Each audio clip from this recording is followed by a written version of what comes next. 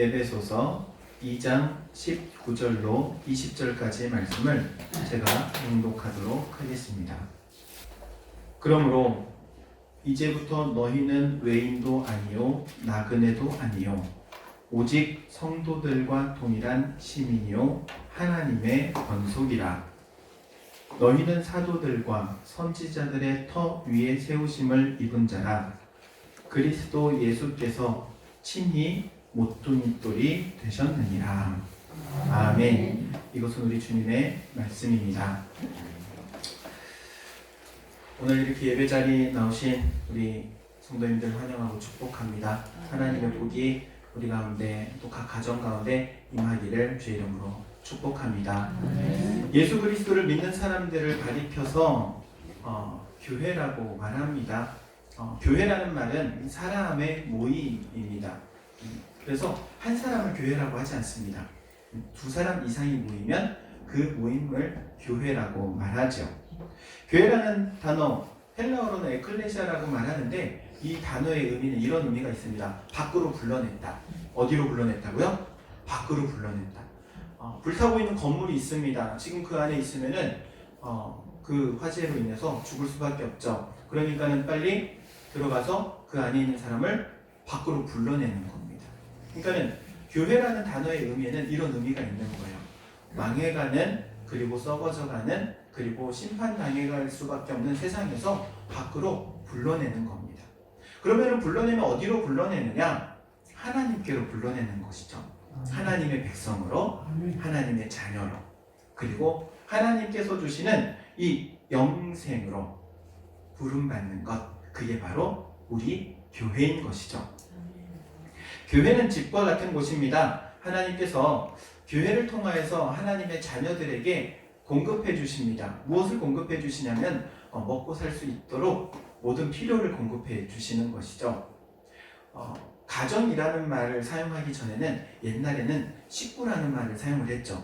식구가 무슨 말이냐면은 함께 밥 먹는다는 말이죠. 한솥밥을 먹는 사람. 하나님께서 하나님의 백성으로 부름받은 사람은 한솥밥 먹는 사람이에요. 우리는 하나님 나라의 한솥밥을 먹는 사람인 줄로 믿습니다. 그렇게 하나님께서 불러 모은 하나님의 자녀가 된, 하나님의 백성이 된 교회를 향하여서 하나님께서 공급해 주시는데, 우리가 이 땅 가운데 살아갈 힘도 공급해 주신다고 말씀하십니다. 능력도 공급해 주신다고 말씀하십니다. 하나님의 은혜와 축복을 공급해 주신다고 말씀하십니다. 오늘 이 예배를 통하여서 우리 모든 성도들에게 이러한 은혜가, 축복이 공급되기를 주의 이름으로 축원드립니다. 하나님께서 오늘 우리에게 주시는 이 말씀의 의미를 한번 다시 생각해 보고자 합니다. 첫 번째, 교회는 뭐라고 했죠? 식구, 한 가족이라는 의미죠. 여기서 권속이라는 말을 사용을 하는데, 이 권속이라는 말이 가족이라는 말입니다. 한 가정, 가족, 이런 의미를 가지고 있습니다. 예수 믿는 모든 사람은 다 한 형제요, 한 자매다 라는 의미인 것이죠. 한 권사님이 연락을 받고 병원으로 막 부랴부랴 뛰어갔습니다. 자식이 교통사고가 나가지고 있다는 거예요. 그래서 발에 신발이 벗겨진 줄도 모르고 튀어가가지고 병원에 도착했어요. 병원에 보니까는 어떤 사람이 붕대를 감고 피를 철철 흘리면서 의식도 없어 쓰러져 있는 거예요. 그걸 보고 다리에 힘이 풀려가지고 철퍼덕 주저앉아서 땅을 치면서 통곡을 하는데, 그 옆에서 지켜보는 한 사람이 다거든요. 왜 울어요? 왜 울어요? 그러니까 지금 내 자식이 지금 저러고 있다. 어떻게 하냐? 그러니까 두드리면서 말한 사람이 누구냐? 그 자식이야. 교통사고 났는데 자식은 좀 멀쩡하고 다른 사람이 지금 그렇게 다쳐 있는 거예요. 그런데 권사님이 아기를 보면서 가슴을 쓸어내리면서 언제 울었냐는 듯이 눈물이 쏙 들어가더래요. 그런데 나중에 이 이야기를 하면서 이렇게 고백했다고 해요. 사람이 죽어가는데도 내 자식이 아니니까 눈물 한 방울 안 나오더래요. 가족이 그런 거예요. 어려움을 당하고 힘든 일을 당하고 가족이 그러면 마음이 쓰여요. 그를 위해서 슬프고 그를 위해서 눈물을 흘릴 수 있고. 그런데 아무리 처참한 지경에 있어도 나랑 상관없는 사람은요 잘 눈물도 나지 않아요. 여러분, 이게 우리 인간의 모습입니다. 어떻게 보면 인간이 가지고 있는 악함이라고도 말할 수 있겠죠. 그런데 분명한 것은 한 가족은 그렇게 신경이 쓰인다는 거예요. 하나님께서 우리를 한 가족으로 모아주시고 하나님께서 우리를 향하여 그렇게 신경 써주시는 줄로 믿습니다. 예수님께서 제자들을 향하여 가르치실 때 예수님을 쫓아온 사람들이 있어요. 잡아가려고. 누가 왔냐면 예수님의 어머니하고 그리고 동생들이 찾아와요. 그러니까는 옆에 있던 사람들이 말합니다. 예수님의 어머니와 형제들이 예수님 잡으러 왔습니다. 그러니까 예수님께서 누가 내 형제고 누가 내 어머니겠느냐, 그러면서 이런 말씀을 하시죠. 하나님의 뜻대로 행하는 자가 바로 내 어머니요, 내 형제요, 내 자매다, 이렇게 말씀하시죠. 하나님의 가정이 되는 사람은 어떤 사람을 말하냐면은 하나님의 뜻대로 행하는 사람이래요. 그러면 도대체 하나님의 뜻대로 행하는 사람이 어떤 사람일까요? 성경에는 하나님의 뜻이라고 기록되어 있는 것들이 참 많이 있어요. 대표적으로 여러분 알고 있는 말씀이 이걸 겁니다. 이 말씀일 것입니다. 항상 기뻐하라, 쉬지 말고 기도하라, 범사에 감사하라. 이것은 우리 주 예수 그리스도 안에서 너희를 향하신 하나님의 뜻이니라. 예수님께서 그런데 특별히 이것은 하나님의 뜻이다라고 가르쳐 주신 말씀이 있어요. 성경에 정확하게 하나님의 뜻이라고 예수님께서 직접 가르쳐 주신 말씀. 이게 어디 나오냐면 요한복음 6장 40절에 나오는데 제가 그 말씀을 읽어드리도록 하겠습니다. 요한복음 6장 40절, 내 아버지의 뜻은 아들을 보고 믿는 자마다 영생을 얻는 이것이니 마지막 날에 내가 이를 다시 살리리라. 예수님께서 내 아버지의 뜻은, 그러니까 아버지의 뜻이 누구의 뜻이에요? 하나님의 뜻. 하나님의 뜻이 무엇이다 라고 정확하게 가르쳐 주신 것이 아들이신 예수님을 보고 믿는 자마다 영생을 얻는 거예요. 영생을 얻는 것. 그러니까 하나님의 뜻을 행하는 사람은 어떤 사람을 말하냐면 바로 그 아들 예수 그리스도를 믿는 것 자체가 이미 하나님의 뜻을 행하는 거라는 거예요. 그런 의미로 예수 믿는 우리는 이미 하나님의 뜻을 행하기 위한 다 발걸음을 걸어가고 있는 줄로 믿습니다. 그렇다면 이 예수님을 믿는다는 것은 과연 어떤 의미를 가지고 있는 것일까요? 예수님을 믿는다 그러면 너무나도 추상적이잖아요. 예수님을 믿는다, 예수님을 믿는다. 도대체 예수님을 믿는 게 무엇일까?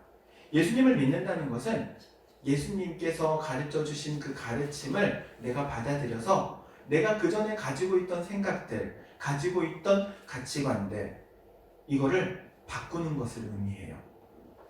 예수님의 가르침에 내가 가지고 있는 생각을 바꿔가는 것.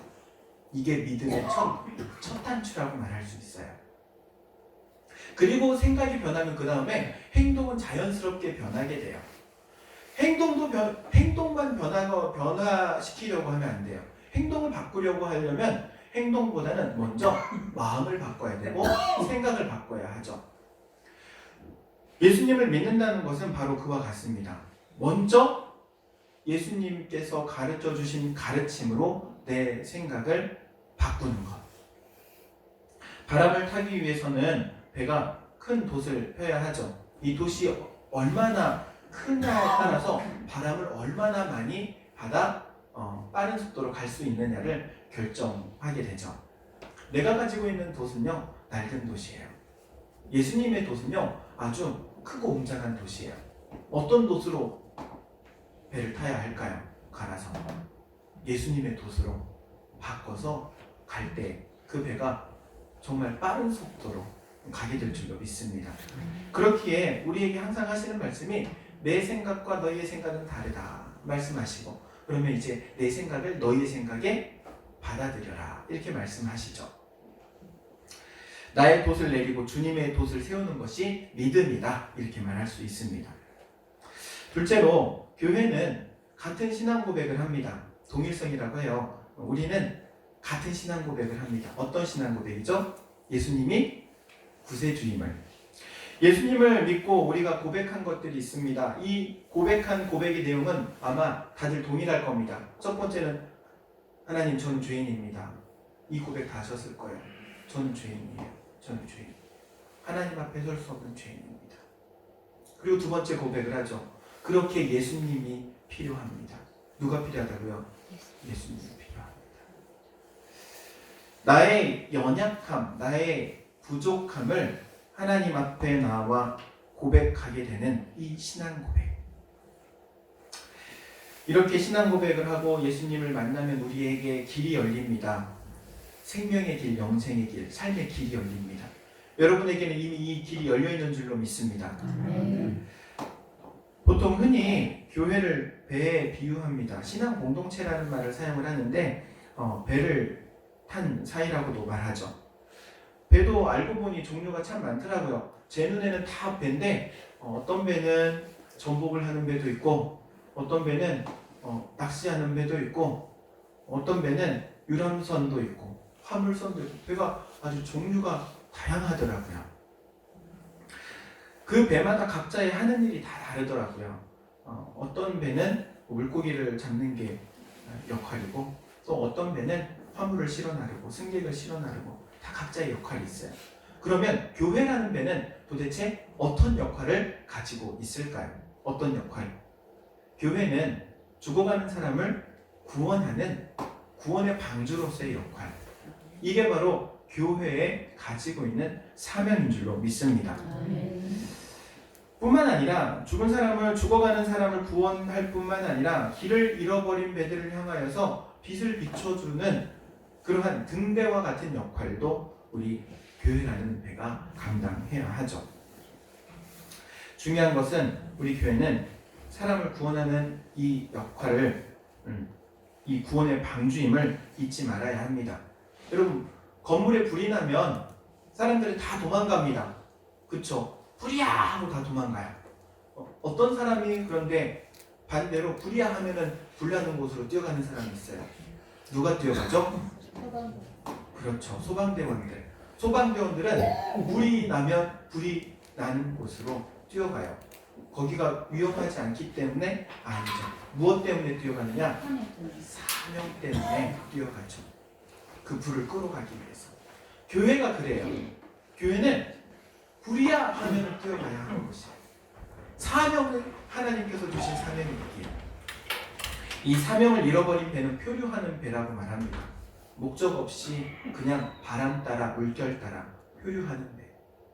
우리 당인교회는 표류하는 배가 아니라 항해하는 배인 줄로 믿습니다. 제가 이 교회 와가지고 이제 한 달이 됐더라고요. 주차수는 이제 5주차.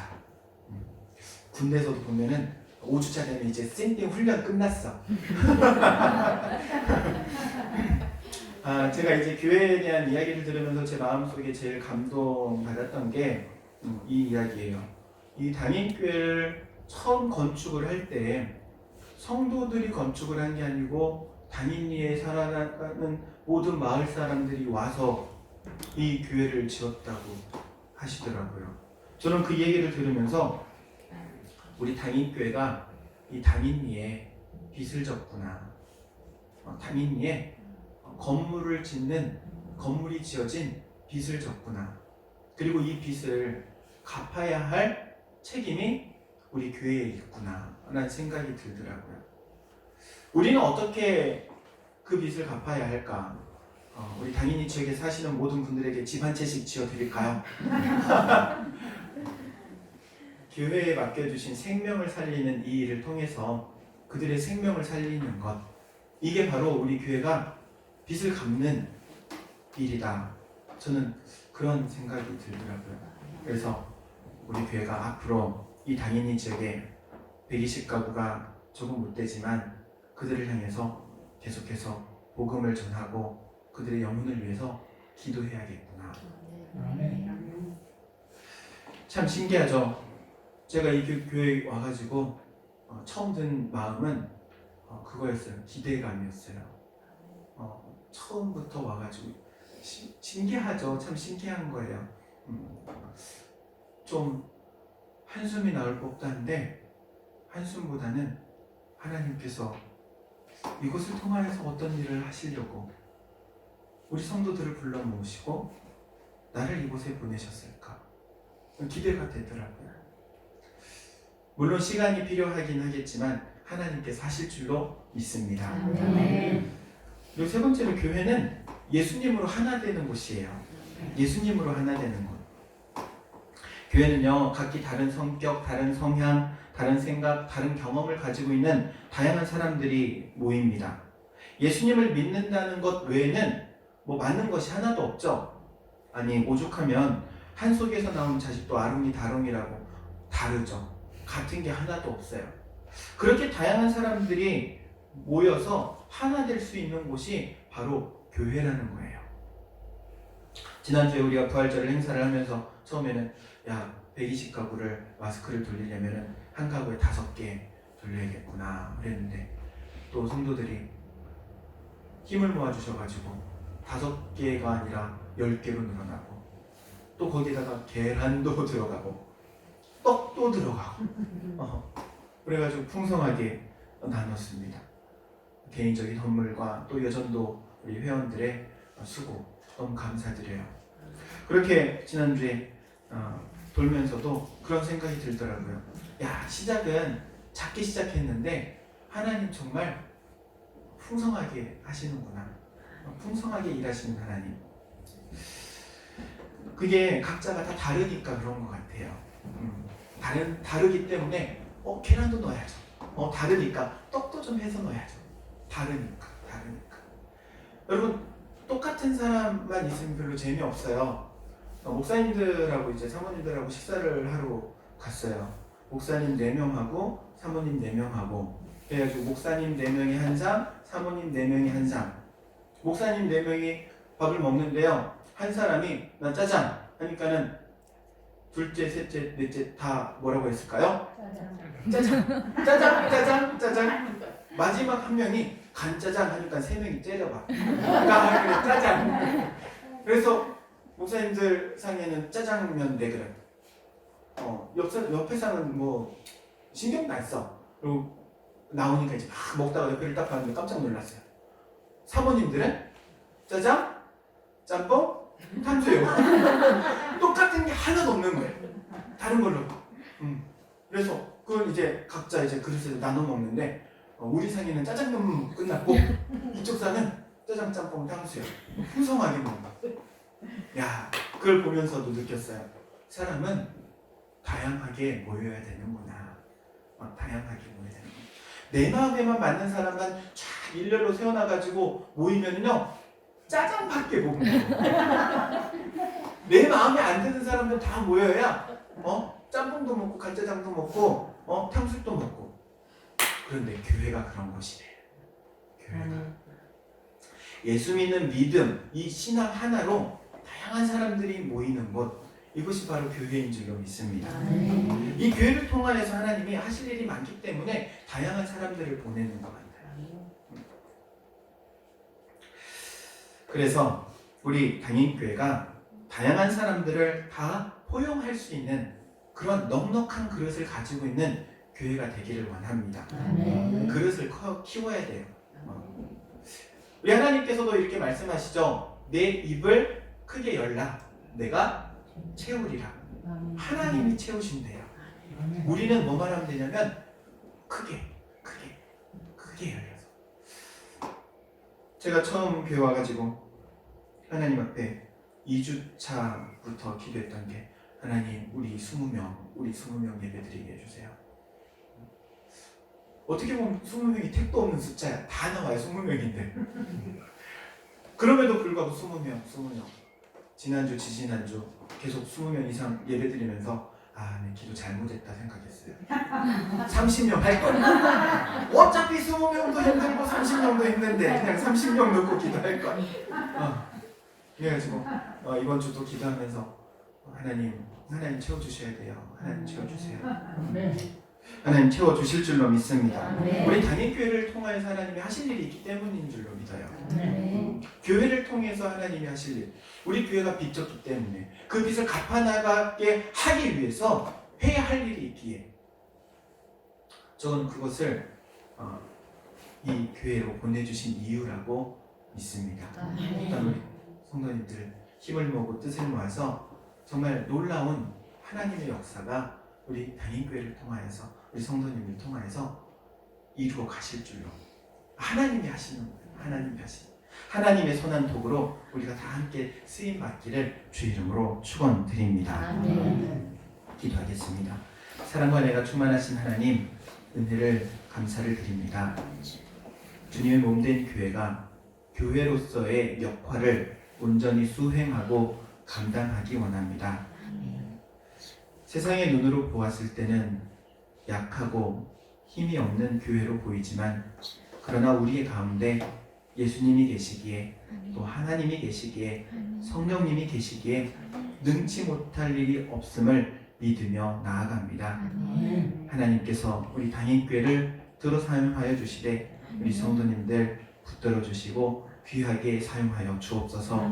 우리의 마음이 넉넉한 그릇으로 이 당인리 지역을 품에 안게 하시고 또 포용하게 하시고 그들을 온전히 주님께로 다 내어드릴 수 있는 저희 모두가 되도록 은총을 더하여 주옵소서. 힘과 능력을 주시는 우리 주 예수 그리스도의 이름으로 기도하옵나이다.